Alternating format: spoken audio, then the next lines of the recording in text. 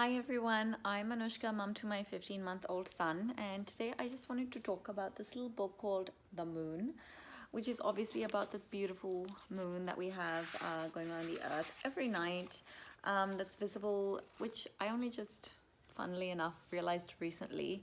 The moon is always visible. It really, the reason we see it sometimes and don't is because if it's a full moon or a crescent moon, then it hides a lot more when there's bright sun. So it's for some reason, I think as a child I was told the sun comes up and the moon goes down, and it's taken me 30 something years to learn that that's not the case. So if you knew this already, please don't judge. So luckily I can teach my son differently, and I'm not going to be telling him that the sun comes up and the moon goes down. So here is a beautiful picture of the earth, and there's like a little it's a mixture of photographs and this kind of cartoon thing going on where there's a little dog called Rocket, and they explore the universe together. And here's the moon. My son does love looking for the moon every morning, every night. 5 o'clock starts, he wakes up, he comes to this window and he looks for moon, the moon. When we go out for a walk quite early in the morning, because he's an early riser, he sees the moon in the sky. We see the moon when it's a crescent moon, a half moon, a waxing moon, and then it becomes a full moon. And he has learned, basically because I have taught him, that the moon is cut in half. Oops, my bad. I thought that would be a good way to explain it to him. So I was like, first it's a full moon and then becomes a half moon. It's cut in half. And so every time he sees a half moon now, he says, cut, cut, because he thinks the moon is cut in half. So I'm going to have to,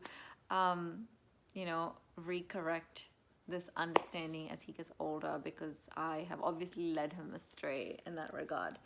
And we can see here the different facts about the moon. It's a bit too advanced for him at that stage, but we just like looking at the pictures and seeing this little dog Rocket. This is Death Valley in a national park in California, and it's saying that the moon can be twice as warm as the hottest desert on Earth. And then we have all the planets here. He has another book called 8 Little Planets, which is a really cute book about the planets and how they all have their differences, but they're all proud of who they are and ready to have some fun and happy with what they have. Yeah, it's quite a nice book. A dad has written this for his children.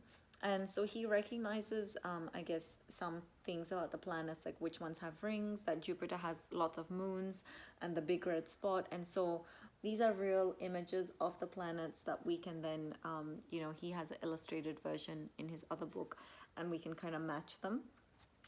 And then we have the Earth and the Moon here.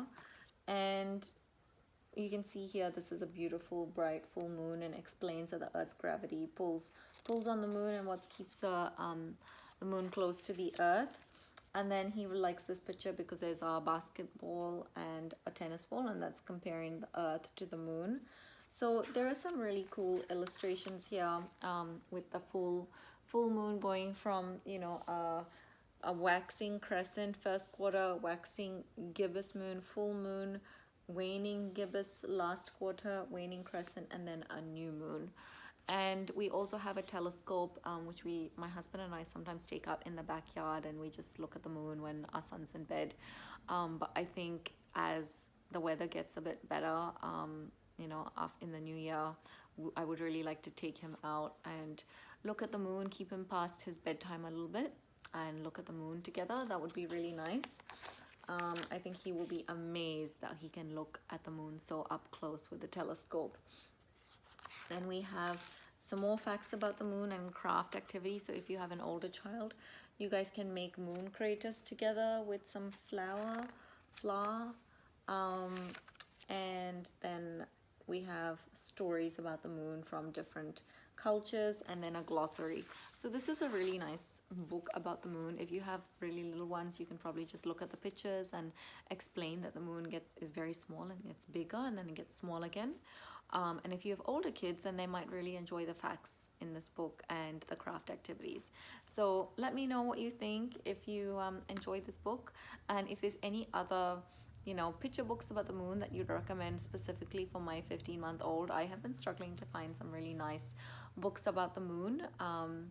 We did find one about a little girl and her mother who go out and look at the moon together that he really enjoyed. But if there's anything else, please do let me know. Thank you.